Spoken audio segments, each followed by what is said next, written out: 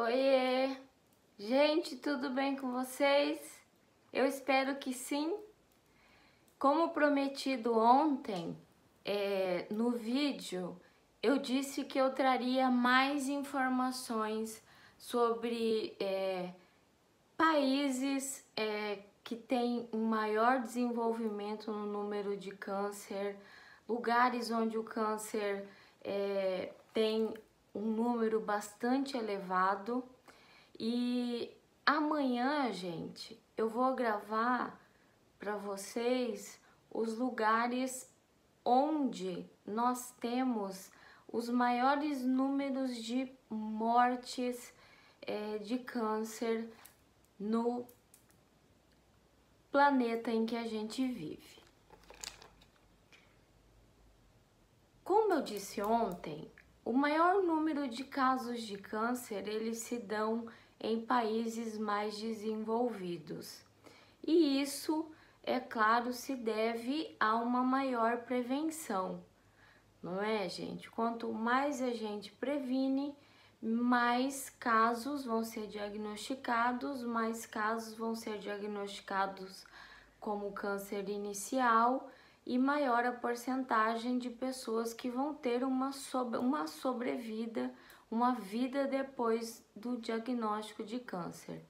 E embora esses países desenvolvidos tenham maior incidência do número de câncer, o maior número de mortes a gente tem em países menos desenvolvidos e em países que estão em desenvolvimento.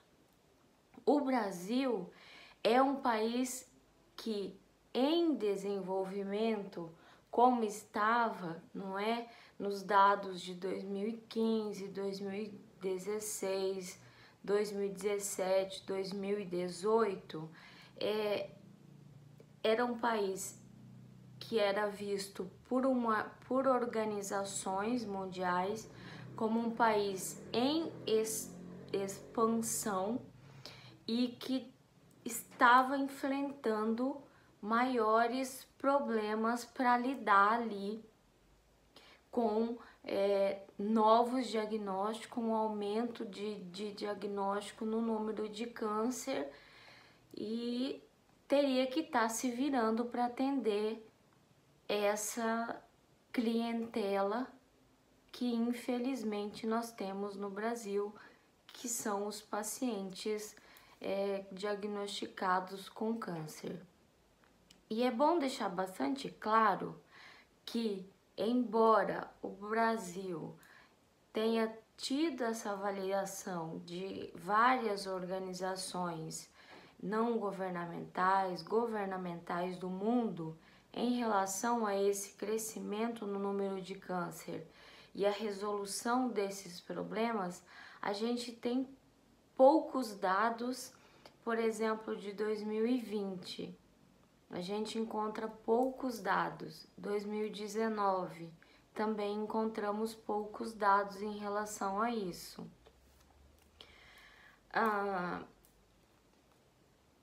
O desafio do Brasil é diagnosticar e tratar, porque não adianta só diagnosticar e não oferecer tratamento, como esses países mais desenvolvidos que fazem o diagnóstico e oferecem um tratamento digno, um tratamento correto, um tratamento efetivo para com as pessoas.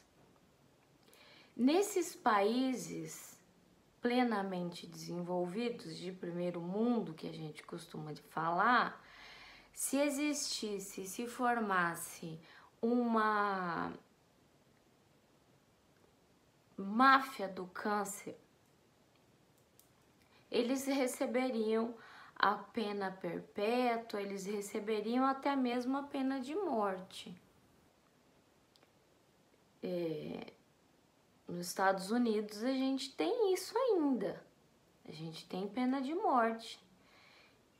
Uma mulher ontem, ela foi executada com uma injeção letal nos Estados Unidos, porque há uns 20 e poucos anos atrás ela matou uma mulher grávida, abriu a barriga dela e roubou o feto que ela carregava. Então, ela foi condenada à morte. Ela foi sentenciada e condenada à morte. Se a máfia do câncer que atuou e que ainda atua aqui no Mato Grosso do Sul e em alguns outros estados fossem investigados e estivessem em um país com leis sérias, com certeza eles receberiam prisão perpétua, pena de morte ou uma pena muito grande sem a chance de sair aí em 6 anos, 12 anos, como a gente vê que a pessoa não pode passar mais de tanto tempo na cadeia e com redução disso, daquilo outro, bandidos como esses da máfia de branco sairiam rapidinho em 3 anos no máximo se fossem condenados, né, gente? Se houvesse uma investigação séria. Mas como não há, permanecemos nós aqui muito atentas, sabe, gente? Muito atentas a qual medicação nós vamos receber, qual é o miligrama dessa medicação, pesquisarmos o valor e, se possível, fazer como eu. Peçam as embalagens. Quando eu recebi as Zoladex, eu pedi a embalagem para a mulher. Falei, eu faço um diário, eu quero a embalagem para eu recortar e colar, e eu recebi, porque é um tratamento que eles não têm medo, eles estão dando exatamente aquela medicação. Então, olhos atentos nossos e das pessoas próximas faz muita diferença. Nós devemos saber o que recebemos, e o que recebemos tem em caixas, ou então vem num cartãozinho ali com seu nome e com a medicação que você recebeu. É preciso essa nossa fiscalização, ok? A população desses países mais desenvolvidos, com certeza, são populações com muito mais criticidade do que o brasileiro que fala sim, sim, sim, sim, sim, sim, sim. Retomando, países com maior índice de câncer estão preocupados pelo aumento do número de câncer em mulheres. E é gritante esse aumento do número de câncer em mulheres, e eu vou falar para vocês mais adiante o que são esses fatores que contribuem para isso. Eu disse ontem, né? Dinamarca é um deles, a França, a Austrália, a Bélgica, a Noruega, Nova Zelândia, Reino Unido, Estados Unidos, Irlanda, Holanda, Luxemburgo e Islândia. Esse topo dessa lista e esse final dessa lista varia muito, gente, tá? De pesquisa para pesquisa. A Dinamarca vem crescendo um número elevado, sabe, que eu disse ontem, em relação a outros países.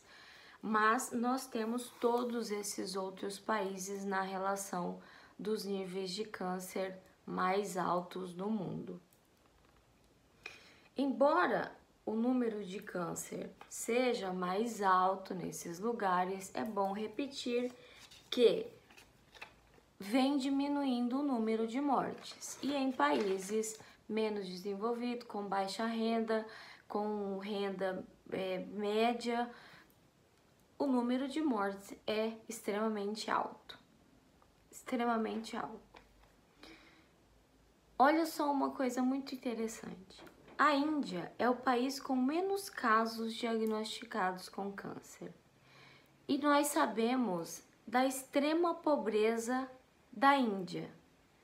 Alguns de vocês já viram alguma reportagem, alguns de vocês já assistiram algum documentário, alguma coisa em relação à Índia. A Índia, gente, é um país que concentra riqueza num número mínimo de pessoas. Existem castas, pessoas que nascem pobres não podem se tornar de classe média, são castas, elas têm que permanecer na extrema pobreza. Uma pessoa da extrema pobreza casta, ela não casa com um nobre. Então, essa divisão de pobres, meio pobres, paupérrimos, vida indigna, classe média, classe isso, não se misturam. E aí, o que acontece? Nós temos o menor índice de câncer diagnosticado porque não tem como diagnosticar. Se um dia vocês tiverem oportunidade, entrem no YouTube e digitem casos de pobreza na Índia, hospitais na Índia, atendimento médico na Índia, mas a partir da visão de pessoas que estão indo para lá e mostrando isso, não a partir de questões mostradas por dirigentes do país. Porque se nós formos ver pelos dirigentes do país, nós receberemos as notícias que eles querem. Mas nós, como pensadoras críticas e pensadores críticos, vamos buscar ver a realidade, tá? O México é o país com menos mortalidade. Aqui, gente, me caberia maiores estudos em relação a isso, porque o México é um país de terceiro mundo. O México é um país que eu não conheço muito a respeito da cultura, mas eu também acho que é um país que não registra muito mortes por câncer devido à falta de diagnóstico. O áudio pode ficar ruim, gente, eu vou tentar aumentar minha voz, porque começou a chover muito forte, tá? No nosso país, o que acontece? O número de câncer de mama tem aumentado assustadoramente e cada vez mais em estados que têm um maior desenvolvimento, que é o Sul e o Sudeste. Nessas regiões, vem se elevando o número de diagnósticos de câncer de mama. E para aquelas pessoas que dizem, mas cada vez mais pessoas estão morrendo menos de câncer de mama. E agora eu vou falar um número para essas pessoas. De aproximadamente 70 mil diagnósticos, 27% morrem.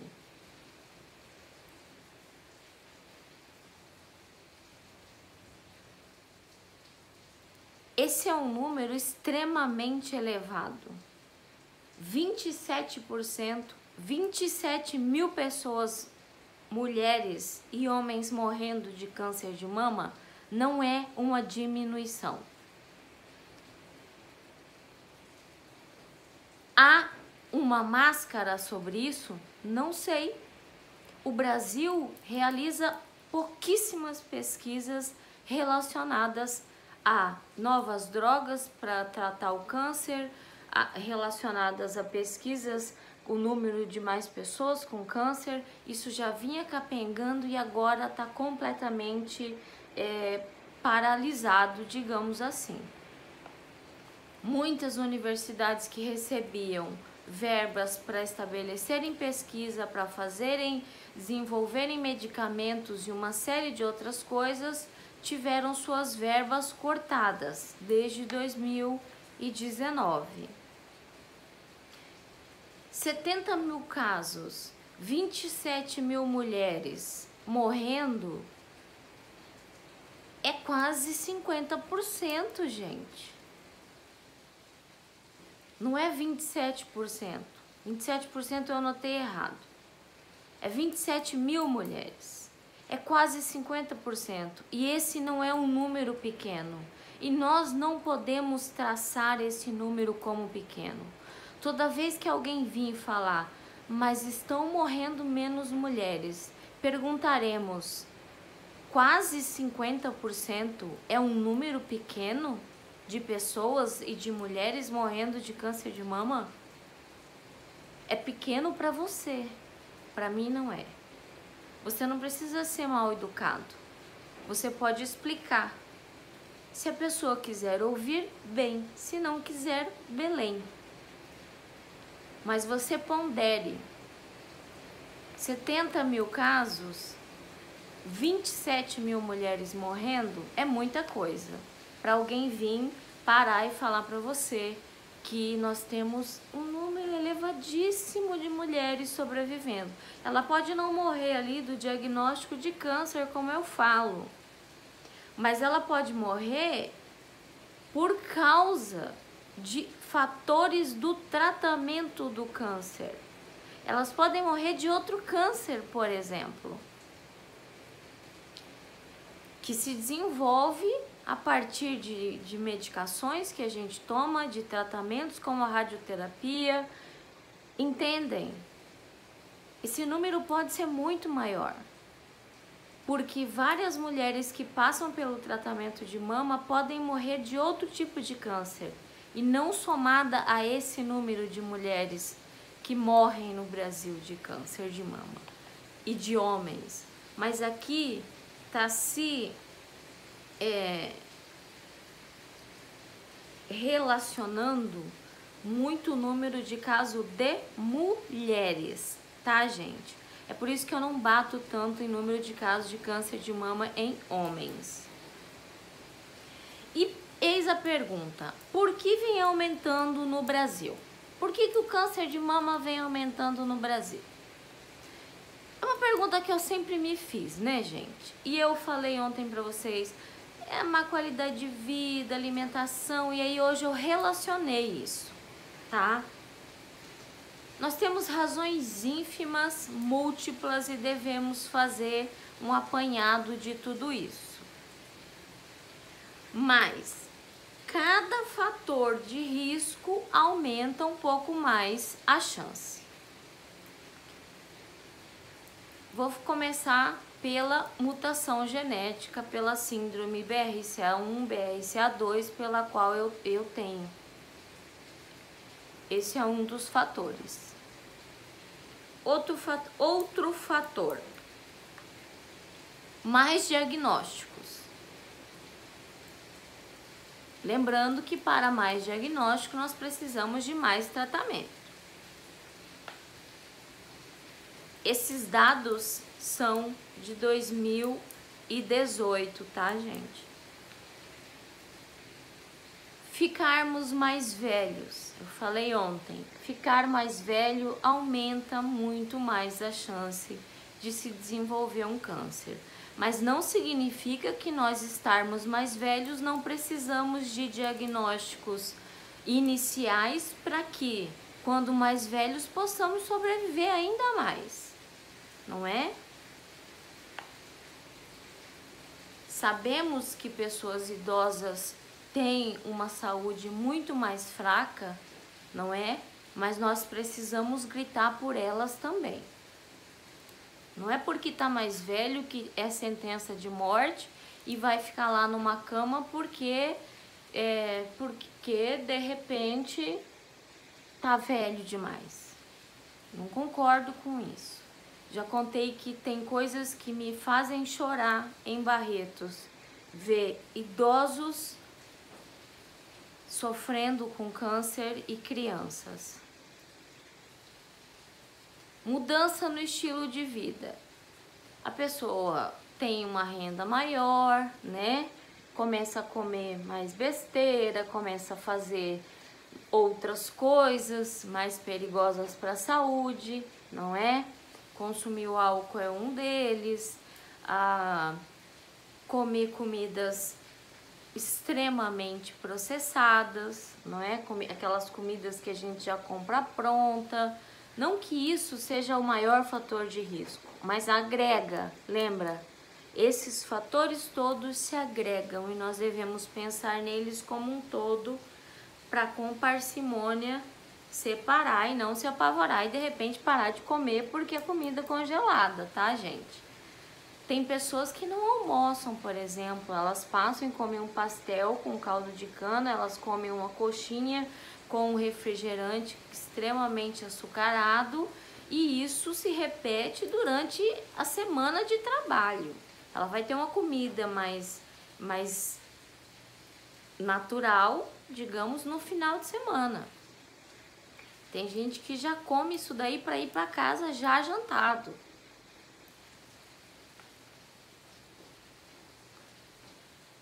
Temos a mudança no estilo de vida para melhor e temos a mudança no estilo de vida para pior.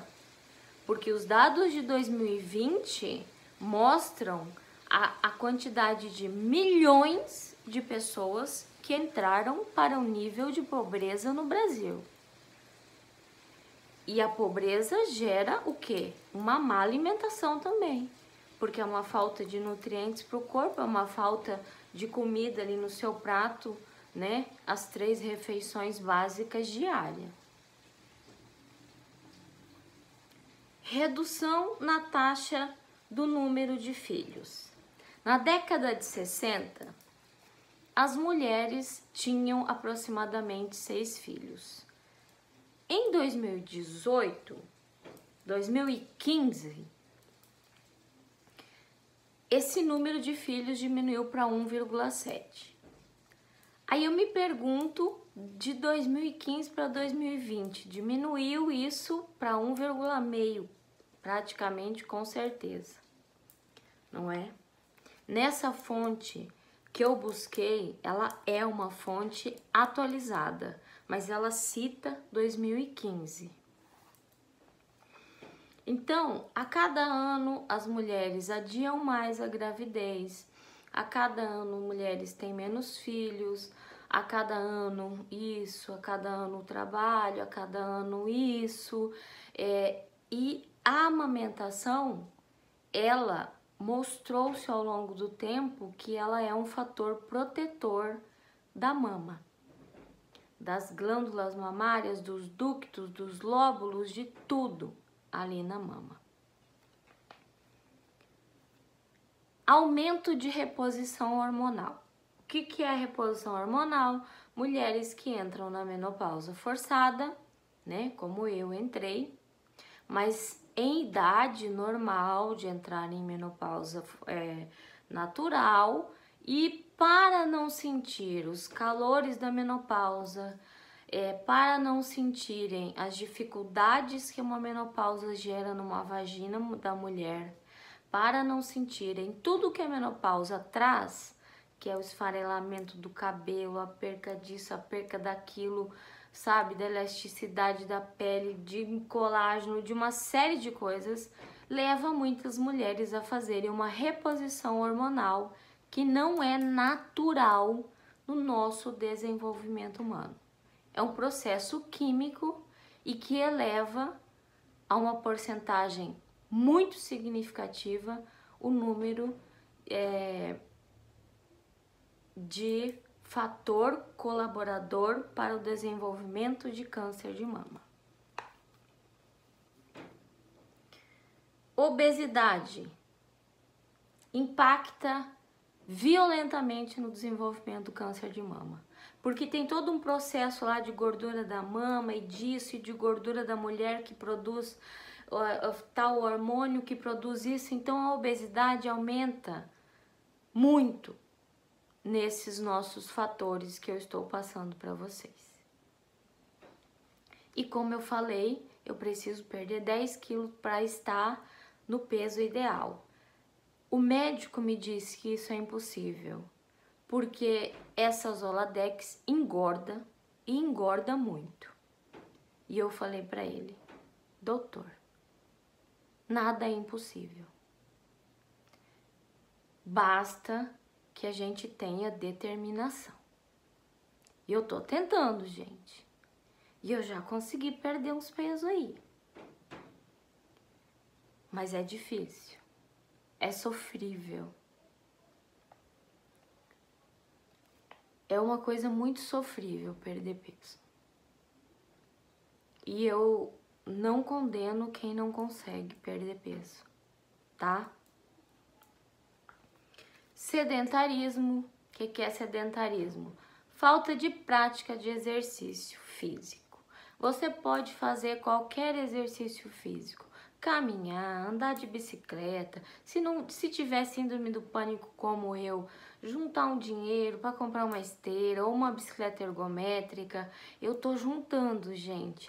Eu acho que até julho eu consigo comprar uma bicicleta ergométrica que seja aquela que tenha um banco, que não machuque o bumbum, nem machuque a vagina, porque tem bicicleta ergométrica que você não consegue pedalar 5 minutos porque aquele banco te assa completamente. Então, vou fazer isso. Por que você não caminha? Porque eu tenho síndrome do pânico.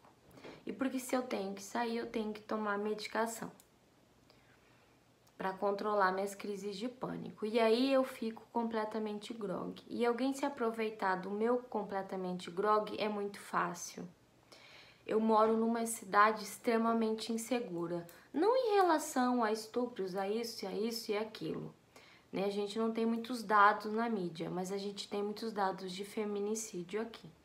E além disso, há uma briga, uma disputa de facções criminosas que eu não quero nem falar. Todo dia, gente, todos os dias aqui, pessoas são executadas. Então eu não faço mais caminhada por isso. Eu fazia, antes da pandemia, lá naquele lugar que eu mostrei, não ia muita gente. De repente, começou a ir um monte de gente. E isso me deixou extremamente impactada. Parei antes da pandemia. E como eu falei, vou voltar quando eu conseguir comprar uma bicicleta ergométrica. Vamos lá. O último fator relacionado que eu peguei dessa fonte, que eu considero extremamente confiável. O aumento excessivo do uso de álcool em mulheres. As mulheres de jovens até a meia-idade, digamos assim, elas vêm aumentando o consumo de álcool nas suas vidas. Um aumento, uma porcentagem assustadora. Isso passou recentemente num programa de televisão de domingo, alguns meses atrás. E esse fator de aumento, né, dos níveis considerados ali seguros, digamos assim, que a mulher ela bebia socialmente, e sem colocar preconceito nisso, tá, gente? Porque eu odeio gente que fala que mulher não pode sentar num lugar e pedir uma cerveja para beber. Eu detesto preconceito contra qualquer coisa. Eu abomino o preconceito, vindo de quem for.